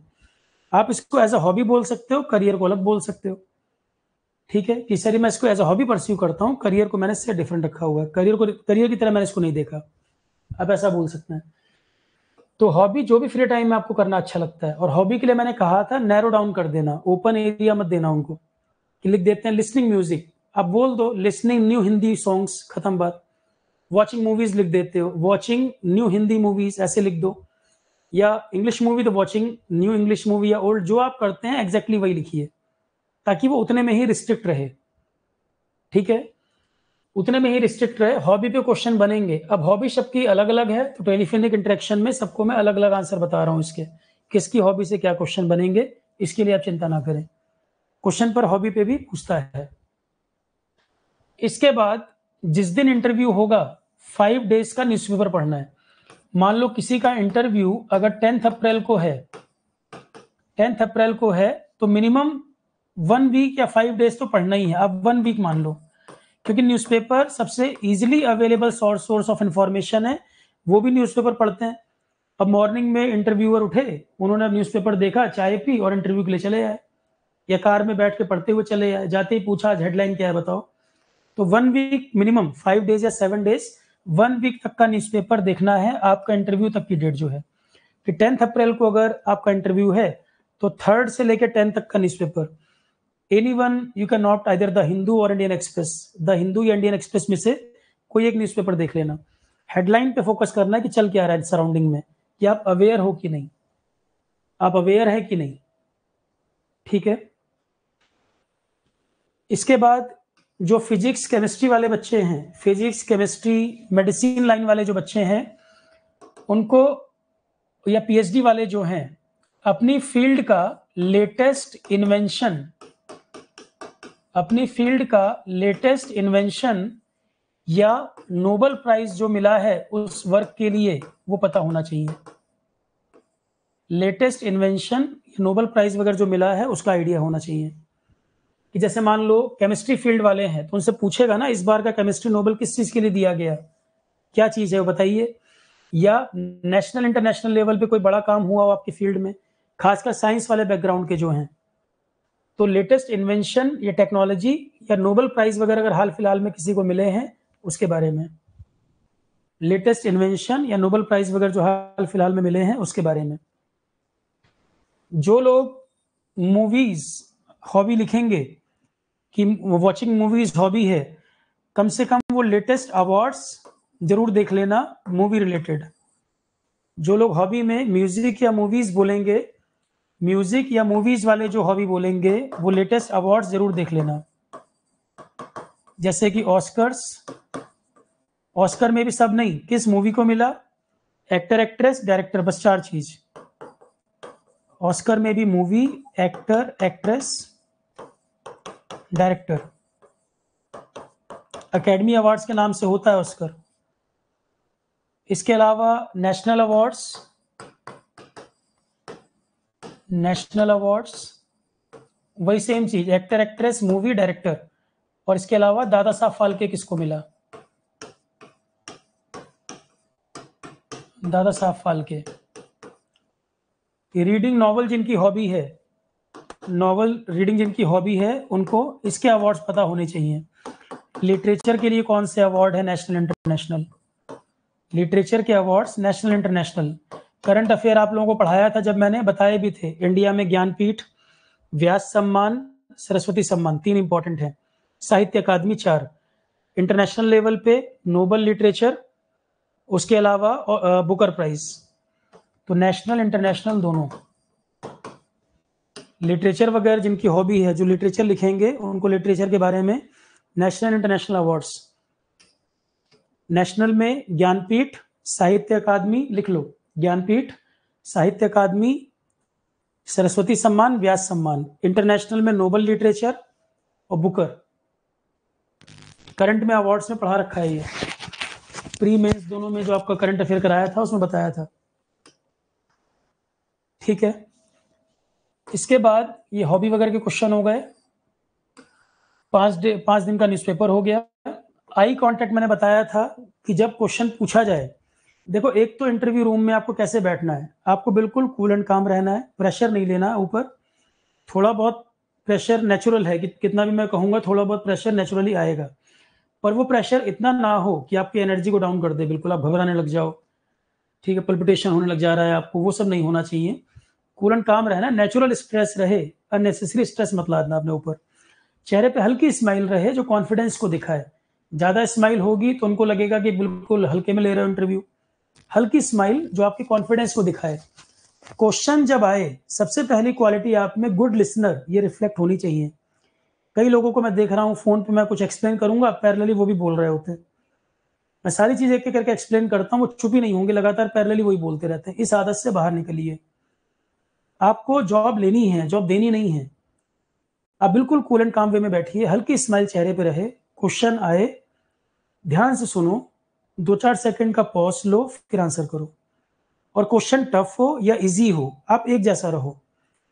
ईज़ी क्वेश्चन को भी उन्हें लगे कि आप सोच के आंसर कर रहे हो, आपको आसान नहीं लग रहा। क्योंकि अगर आप ये ज़ाहिर कर दोगे कि आसान लगा है क्वेश्चन, फट से आंसर कर रहे हो, तो फिर क्वेश्चन टफ करने लगेंगे। आप एक जैसा रहिए, क्वेश्चन आए, बिल्कुल कूल एंड काम वे में बैठिए, सुनिए, 2-4 सेकंड पॉज़ लेके फिर आंसर करना है। और टफ हो चाहे आसान हो, एक जैसा रहना। जिसका क्वेश्चन आए 80% अटेंशन उसी को देना है। 20% एक बार नज़र घुमा के सबकी तरफ देखना है। कि मान लो चेयरमैन ने कोई क्वेश्चन पूछा मेरे से, अब मैंने 80% अटेंशन उसको दिया, पर 1 और 2 टाइम, लगातार नहीं कि आप बार-बार गर्दन ऐसे कर रहे हो। 1 और 2 टाइम आपको आंसर करते समय आपने एक बार ऐसे ग्रुप की तरफ देख लिया कि 5 मेंबर पैनल में है, एक बार आपने सबकी तरफ भी देखा। No one should feel ignored, किसी को भी इग्नोर्ड फील ना हो, सबको आप इंटरव्यू दे रहे हैं, किसी एक को नहीं। तो आई कॉन्टैक्ट बहुत इंपॉर्टेंट बात है। दूसरा, ऑनेस्ट रहना। जो क्वेश्चन आते हैं, देखो 3 तरह के क्वेश्चन होंगे, फिर मैं रिपीट कर रहा हूँ। पिछले वीडियो में बताया था, फिर मैं बोल रहा हूँ। 3 टाइप के क्वेश्चन होंगे। इंटरव्यू को लेकर एक मिथ होता है कि ज़्यादा आंसर करेंगे तो ज़्यादा नंबर मिलेंगे, गलत। आप 10 में से चाहे 6 बताओ, प्रॉपर बताओ। Be honest, don't bluff. झूठ नहीं बोलना, ऑनेस्टी के साथ आंसर करना है। जो पहला क्वेश्चन होगा, पहली वैरायटी, जो ठीक से आता है, ठीक से आता है, उसका आंसर करने में उन्हीं वर्ड्स को यूज करना जो आपको पता हो। ये केमिस्ट्री का क्वेश्चन आया और आंसर करते करते आपने मार्कोनी कोव रूल वर्ड यूज कर दिया, वहीं पर रोककर आपसे पूछेगा ये मार्कोनी कोव रूल क्या होता है। या इसी वाला है, हॉल इफेक्ट बोला, तो हॉल इफेक्ट वहीं रोक देगा कि अभी आपने हॉल इफेक्ट बोला था, बताइए क्या होता है। तो अभी आप ही ने वर्ड यूज किया और आपको पता नहीं है, ये मत करना। तो जो क्वेश्चन ठीक से आते हैं उनका आंसर करने में उन्हीं वर्ड का यूज करना जो आप डिफेंड कर पाओ, जो वर्ड आपको पता हो, जो वर्ड को आप जानते हो, उनको यूज करना। सेकेंड टाइप ऑफ क्वेश्चन जो पार्शियली आता है, पार्शियली नहीं आता। जितना आता है उतना बताने की कोशिश करो। और डेप्थ में जा रहे हैं, आपको नहीं पता, सिंपली सॉरी सर, या I am not able to recall. Honest रहना, जिससे उनका टाइम वेस्ट ना हो, वो दूसरा क्वेश्चन पूछ ले। उसमें उनको कोई बुरा नहीं लग रहा, आपको नहीं आ रहा, कोई प्रॉब्लम नहीं है। हर कोई सब कुछ नहीं जानता, पर आप सिंपली टाइम वेस्ट ना करें, सॉरी सर या I am not able to recall कहकर खत्म करो उस बात को। वही थर्ड वैरायटी क्वेश्चन जो आपने कभी नहीं सुने, आपको बिल्कुल नहीं आता, उनमें सिंपली सॉरी सर कह के बात खत्म, या I am not able to recall, खत्म हो गई बात। टाइम वेस्ट नहीं करना, जितना आता है उतना बताएंगे और वही वर्ड यूज करेंगे जो हम डिफेंड कर पाए, क्योंकि आपके आंसर से ही नेक्स्ट क्वेश्चन पिक करेगा। जो नहीं आता, सिंपली सॉरी सर या I am not able to recall, बात वही खत्म हुई। ठीक है। कई बार ऐसा होगा, आप आंसर ठीक कर रहे होंगे, आप पर प्रेशर डालने के लिए, प्रेशर चेक करने के लिए कि इसके ऊपर प्रेशर पड़ेगा तो कैसा बिहेव करेगा। आप ठीक आंसर कर रहे होगे और आप पे प्रेशर डालेगा, अच्छा ये होता है, हमने तो कुछ और पढ़ा था, ऐसे करके बोलेगा, कि जिससे कॉन्फिडेंस आपका बिल्कुल डाउन हो जाए, आप घबरा जाओगे। सिंपल नॉर्मल रहना, ना आर्गुमेंट करना, ना उनको काउंटर करना, वहां पर बिल्कुल चुप रहना। उन्होंने कहा कि हाँ ये नहीं होता, हमने तो कुछ और पढ़ा है, तो आप सिंपली यही बोल देना कि सर जहां तक मुझे याद आ रहा है, मैं बस इतना ही मुझे आइडिया है, या I am not able to recall, बस यहीं पे खत्म हो गई बात। ठीक है। तो जहां तक मुझे आइडिया है सर, मुझे यहीं तक मुझे आइडिया है, यहीं तक मैं जानता हूं, इसके आगे मुझे आइडिया नहीं है, अंदाजा नहीं है क्या बोलना है। तो अगर वो प्रेशर डाल रहे हैं कि आप आंसर, आपको लग रहा है आप ठीक कर रहे हैं, और वो प्रेशर डाल रहे हैं कि नहीं नहीं ये नहीं होता, हमने कुछ और पढ़ा है, क्या पता वही भूल गया हो, और आपको आर्गूमेंट नहीं करना, आपको सिंपली बोलना है सर जहां तक मुझे याद आ रहा है मैं इतना ही जानता हूं, या बस मुझे यहीं तक आइडिया है। ठीक है। अननेसेसरी उसमें उलझना नहीं है, प्रेशर को पॉजिटिव वे में हैंडल करना है, उसमें उलझना नहीं है। पर सारी चीजें इंग्लिश में आपको आंसर करने हैं, ध्यान रखो। आंसर फ्रेम कर लो, अपने वर्ड कुछ ऐड कर लो जिससे इंग्लिश में आंसर बनना है, और कुछ आपके वर्ड भी रहे, क्योंकि सब अगर मेरी भाषा वहां बोलेंगे तो गड़बड़ हो जाएगी बात, वो फिर रटा हुआ लगेगा। पॉइंट आपको समझ आ गया कि उनको काउंटर नहीं करना, आपको सिंपली अपने बात को ही खत्म करना है। ठीक है। वो प्रेशर चेक करते हैं कि आप स्टैंड चेंज तो नहीं कर दोगे, प्रेशर पड़ने पे आप अपनी टीम पे तो नहीं डाल दोगे कोई जिम्मेदारी, या भाग तो नहीं जाओगे रिस्पॉन्सिबिलिटी से, इसका मतलब ये होता है। पॉलिटिकल क्वेश्चन अगर आए, क्योंकि देखो इलेक्शन का टाइम अब शुरू हो गया, डेट आज अनाउंस हो जाएगी इलेक्शन की, पॉलिटिकल क्वेश्चन में न्यूट्रल रहना। पॉलिटिकल क्वेश्चन में आपका स्टैंड होगा न्यूट्रल। एग्जाम्पल के तौर पे मान लो मेरे से पॉलिटिकल क्वेश्चन पूछा जाए तो मैं ये कहूंगा कि sir, in our country supremacy of the constitution must be maintained and government action must related to welfare for all section of the society, but as far as politics is concerned, I'm not much interested in that. फिर मैं repeat करता हूँ इसको, हिंदी में एक बार बोल देता हूँ कि सर, हमारे कंट्री में कॉन्स्टिट्यूशन की सुप्रीमेसी है, जैसा कि हम जानते हैं सबसे ऊपर कॉन्स्टिट्यूशन है, प्रेसिडेंट भी उससे ऊपर नहीं है, और गवर्नमेंट का जो भी एक्शन हो वो सोसाइटी के हर सेक्शन को बेनिफिट करता हो, but as far as politics is concern, जहां तक राजनीति की बात है, मेरा इसमें कोई बहुत इंटरेस्ट नहीं है सर। डिप्लोमेटिक रास्ता, मिडल पाथ, ना इधर झुके ना उधर झुके, मिडल पाथ, डिप्लोमेटिक तरीके से निकल गए। ऐसे क्वेश्चन नंबर दिलवाएंगे नहीं, कटवा देंगे। बायस मत होना, आपको नहीं पता सामने वाला किस माइंडसेट का है, और आजकल तो पॉलिटिकल सिनेरियो ऐसा है, लोग बिल्कुल ब्लाइंड फॉलोवर हैं, तो उसमें पढ़ना ही नहीं है हमें, चुपचाप हमें ऐसे क्वेश्चनों से निकलना है। इतने पे ही वो नंबर दे देगा, क्योंकि कॉन्स्टिट्यूशन को आपने सबसे ऊपर रखा। ये स्मार्ट आंसर है। कोई भी नहीं कह सकता कि कॉन्स्टिट्यूशन आपने क्यों बोला, भाई उसी को बोलेंगे, हम कॉन्स्टिट्यूशन पर ही डालेंगे सारी बात। तो इसमें न्यूट्रल स्टैंड रखना है, ये बेटर रहेगा। इससे उसको समझ आ जाएगा कि स्मार्ट थिंकर है ये, कि डिप्लोमेटिक आंसर कर रहा है, उलझ नहीं रहा चीजों में। ठीक है, तो इसमें न्यूट्रल रहना। एक क्वेश्चन ये बनता है, देखो हर क्वेश्चन का रीजन है। अब किसी के फादर जो हैं वो रिटायर्ड हैं, मदर नॉन वर्किंग है, मदर नॉन वर्किंग है, और वो स्टूडेंट जो है उसका गैप 3+ ईयर्स का गैप हो गया है, ना वो हायर एजुकेशन की तरफ जा रहा है, ना कोई जॉब मिल पाई है। अब मुझे ये बताओ, अगर आप ही इंटरव्यू ले रहे हो और उसके फॉर्म में लिखा हुआ है कि फादर रिटायर्ड हो गए, या कोई छोटी मोटी जॉब मान लो करते हैं, 15-20 हजार रुपये अर्निंग हो पाती है, मदर वर्किंग नहीं है, स्टूडेंट जो है उसका गैप भी 3 ईयर से ज्यादा हो रहा है, वो हायर एजुकेशन भी नहीं ले रहा और वो गैप भी बढ़ाता जा रहा है, कोई एग्जाम भी नहीं निकला, क्या उससे फैमिली रिस्पॉन्सिबिलिटी का क्वेश्चन बनेगा? बिल्कुल बनेगा, कि आपकी फैमिली रिस्पॉन्सिबिलिटी क्या है। भाई आप पढ़ लिख लिए, फादर ने तो अपना जो काम करना है वो कर दिया, मदर भी अपनी रिस्पॉन्सिबिलिटी जो करनी है उन्होंने पूरी की, पर आपकी एज बढ़ रही है, आप ग्रेजुएशन भी कर लिए, आप हायर एजुकेशन भी नहीं कर रहे हो, 3 ईयर से आप खाली बैठे हो, आपकी फैमिली रिस्पॉन्सिबिलिटी क्या है? ये क्वेश्चन ऐसे बनता है। यूपीएससी भी पूछता है, यहां भी पूछ सकता है, अगर ध्यान देगा फॉर्म पर। स्मार्ट लोग अगर होंगे इंटरव्यू लेने वाले, जिनको अनुभव होगा पहले इंटरव्यू लेने का, कौन बैठेगा कौन नहीं है, मान लो अगर कम टाइम में इंटरव्यू कराएंगे तो फिर तो कम एक्सपीरियंस वाले लोगों को भी रखना पड़ेगा इनको। पर यूपीएससी वगैरह में जो इंटरव्यू होते हैं, ऐसे क्वेश्चन जरूर बनते हैं कि फैमिली रिस्पॉन्सिबिलिटी फिर आपकी क्या है, बताइए कि कैसे मैनेज हो पा रहा है। तो आप ये जरूर कह सकते हैं, गैप जब बोलोगे, मान लो आपका प्योर गैप है, 3 साल से ऊपर गैप हो रहा है और आप डिफेंड भी नहीं कर पा रहे, कुछ आपने किया नहीं है, कम से कम ये तो बोल सकते हो कि सर पैरेलली मैं 10th-12th को ट्यूशन पढ़ाता रहा हूँ, क्या कोई एक सब्जेक्ट भी तुम्हारा आज तक तैयार नहीं है इतना पढ़ने पर? और अगर नहीं तैयार है तो तुम्हें अपने से भी सवाल करना चाहिए कि ठीक ट्रैक पर चल रहे हो क्या? तुम 10th को ट्यूशन भी नहीं पढ़ा सकते, 12th को कुछ नहीं पढ़ा सकते, तुम ट्यूशन तक नहीं करा सकते, 7th-8th को भी नहीं पढ़ा सकते, कर क्या रहे हो उतने साल से? क्या वाकई में अपने आप से पूछो कि तुम्हें जॉब मिलनी चाहिए, वो भी गवर्नमेंट जॉब जहां इतना कंपटीशन है? ये तो अपने से भी सवाल करने की बात है। तो गैप अगर बढ़ रहा है, कम से कम ये बोल देना कि सर 10th को मैं ट्यूशन पढ़ाता हूँ, या 9th-8th कुछ बोल देना, खाली मत बोलना कि मैं बैठा हूँ। कहना सर मैं साथ में ट्यूशन वगैरह भी कर रहा हूँ, 20-25,000 तक मैं अर्न भी कर लेता हूँ, 3-4 आवर्स पढ़ाता हूँ पर डे, जिससे आपका खर्चा भी चल जाता है, थोड़ा बहुत आप फैमिली सपोर्ट कर पाते हो, पैरेलली आप प्रिपरेशन कर रहे हो।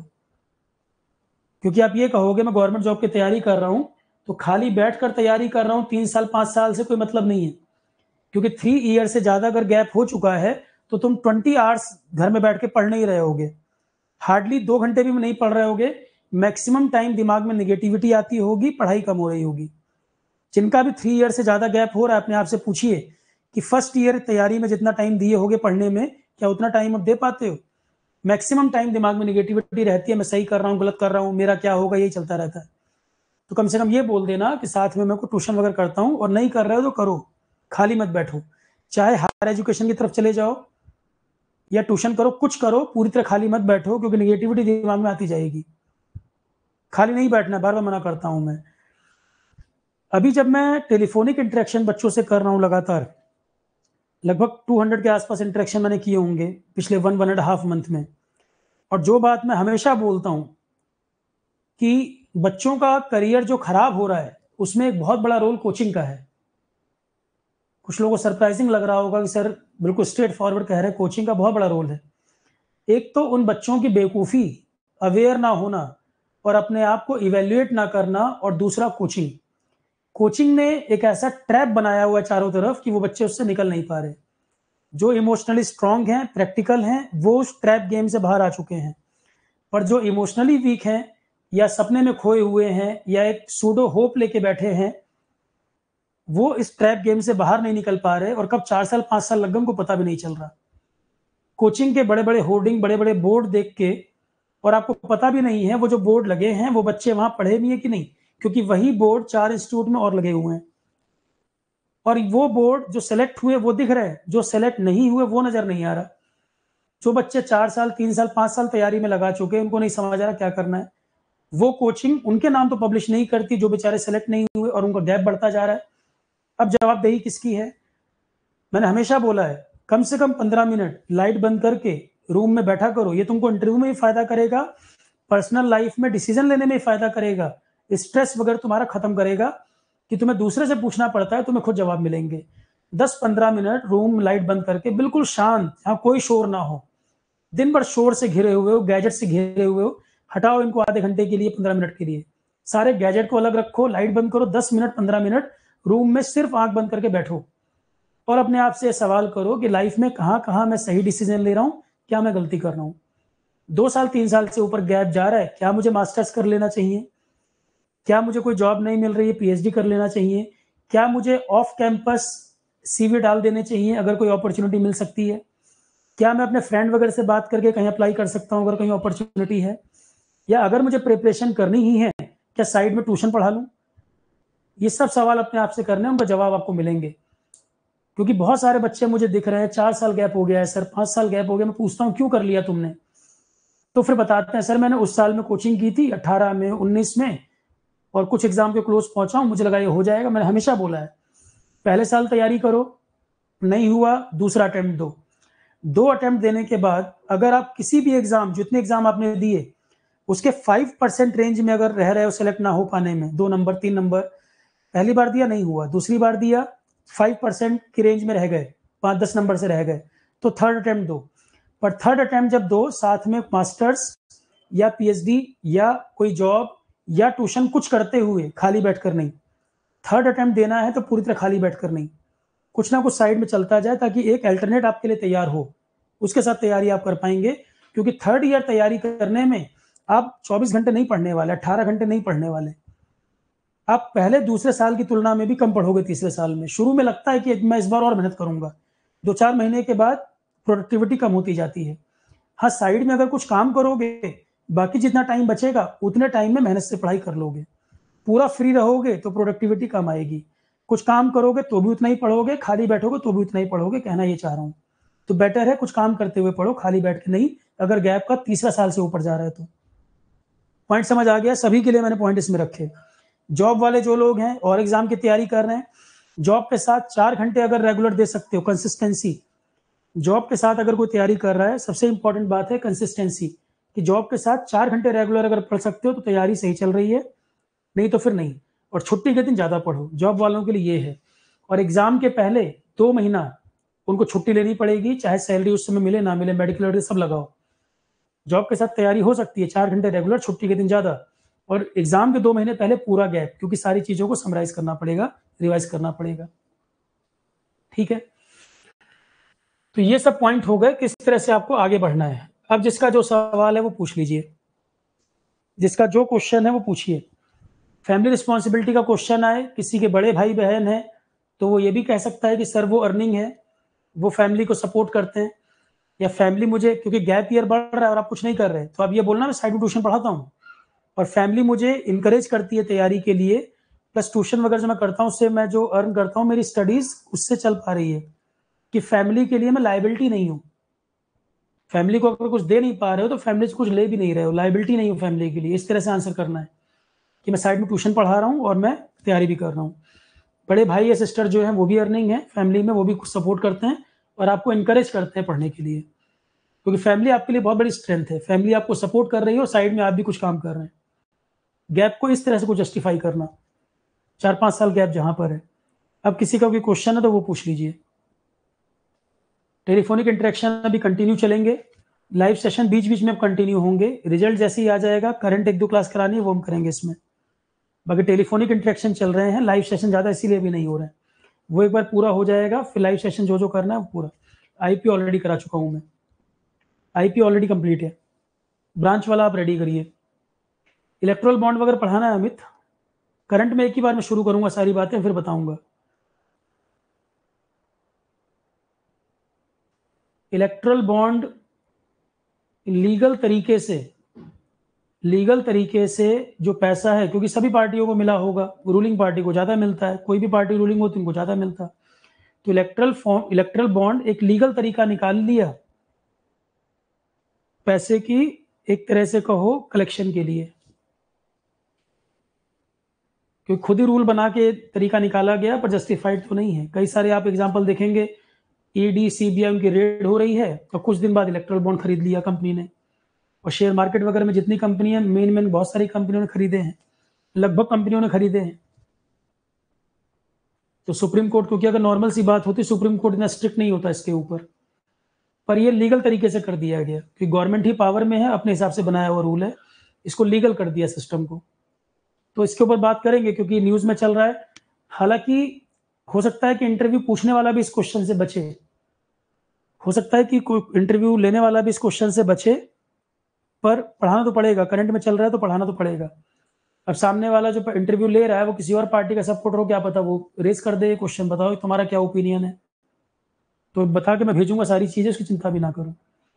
कृणाल, इंटरव्यू डिस्कशन जो आप टेलीफोनिक इंटरेक्शन जो आपसे होगा उस पर बात करेंगे, जॉब एंड रिसर्च वर्क पे। आपके प्रोफाइल के हिसाब से मैं बताऊंगा। जब आप जॉब के लिए जा रहे हो तो जॉब को तो प्रायोरिटी दोगे, नहीं तो फिर वो कहेगा ना रिसर्च वर्क में ही काम करो, फिर जॉब के लिए क्यों आना है, क्यों आपको हायर करेगा।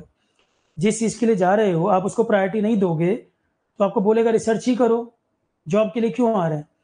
आप ये बोलोगे कि सर मेरी मेन प्रायोरिटी जॉब है, अभी तक जो मेरी लर्निंग रही है मैं उसको अप्लाई करना चाहता हूँ, अभी तक जो मेरी लर्निंग है मैं उसको अप्लाई करना चाहता हूँ, वर्क एक्सपीरियंस की तरफ देख रहा हूँ। अगर ये नहीं हो, प्लान बी में अगर बात आए तब फिर प्लान बी में बोलोगे सर अगर ये नहीं हो पाएगा तो रिसर्च वर्क को कंटिन्यू करेंगे, पर मेन प्रायोरिटीज जॉब को देना, क्योंकि पीएचडी करने के बाद भी आपको जॉब सर्च करनी पड़ेगी। फिर वो पूछेंगे पोस्ट डॉक के लिए क्यों नहीं सोचते आप कहना सर पोस्ट डॉक को लेकर ऐसा मेरा प्लान नहीं है, जॉब ही प्रायोरिटी है, अगर मुझे अपॉर्चुनिटी मिलेगी तो मैं जॉब को प्रेफर करूंगा।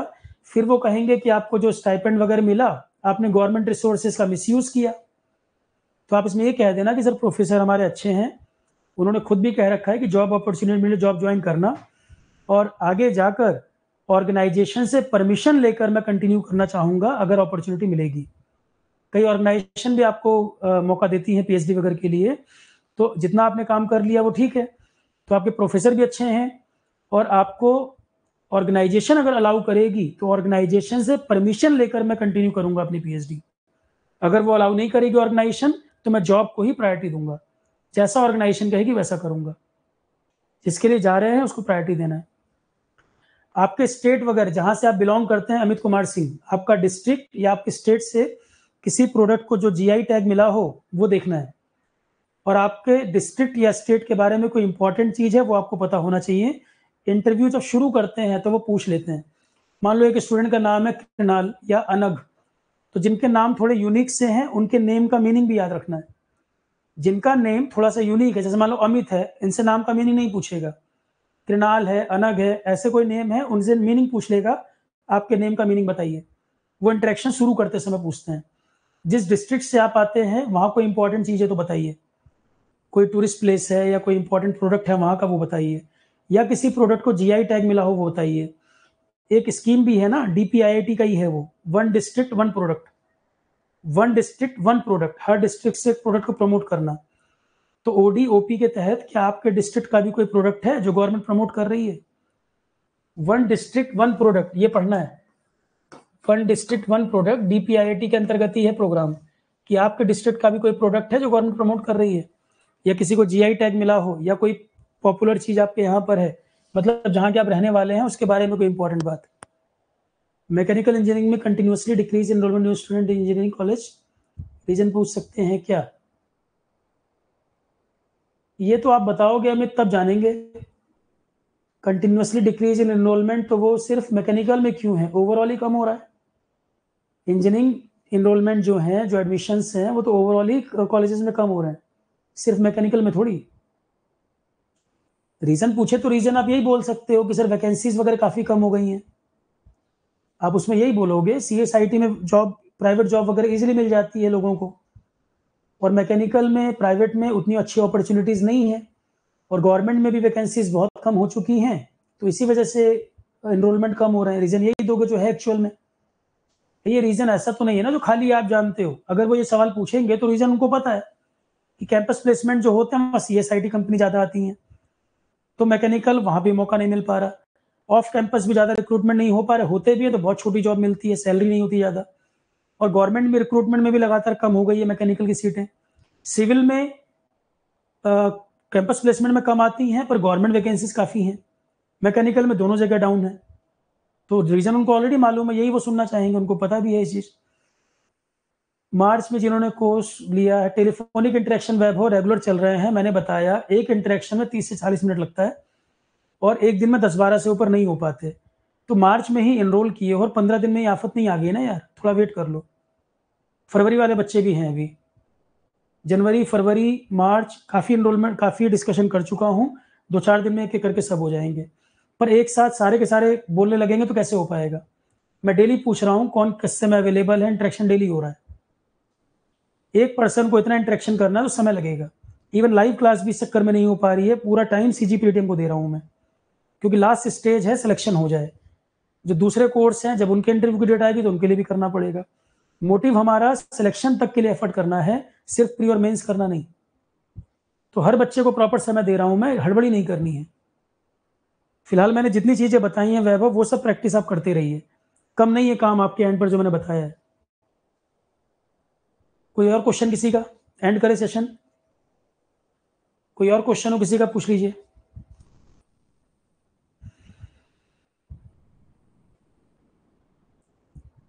मुकेश, इलेक्शन जब आता है बहुत सारी चीजें पोस्टपोन हो जाती हैं, कोई बड़ी बात नहीं है कि इनका इंटरव्यू पोस्टपोन ये कर सकते हैं, पर वो तुक्का लगाने का मतलब नहीं है। इन्होंने जो बोला है पहले उसको देख लो। 3rd वीक मार्च में रिजल्ट इन्होंने बोला था, वेट कर लो, आ जाएगा तो अप्रैल में इंटरव्यू करा सकते हैं। आज इलेक्शन की डेट वगैरह भी आज अनाउंस हो जाएगी, थोड़ा उससे इम्पैक्ट दिखेगा कि उस समय करा पाएंगे कि नहीं, क्योंकि बहुत सारी मैन पावर लगती है गवर्नमेंट की जो इलेक्शन मैनेजमेंट में, तो उतनी मैन पावर इंटरव्यू में भी चाहिए और इलेक्शन के लिए भी जरूरत पड़ती है। तो अलग अलग रखेंगे या मिक्स करेंगे, वो कुछ क्लैरिटी यही बता पाएंगे। ठीक है, चलो class, thank you all of you. Garima, मैंने लगभग क्वेश्चन बता दिए आपको, ये पूरा सेशन देख लीजिए, बहुत सारे क्वेश्चन मैंने बता दिए हैं जनरल क्वेश्चन के बारे में, और टेलीफोनिक इंटरेक्शन में 1 बाय 1 बहुत सारे क्वेश्चन डिस्कस भी कर रहा हूं मैं। ठीक है class, thank you all of you.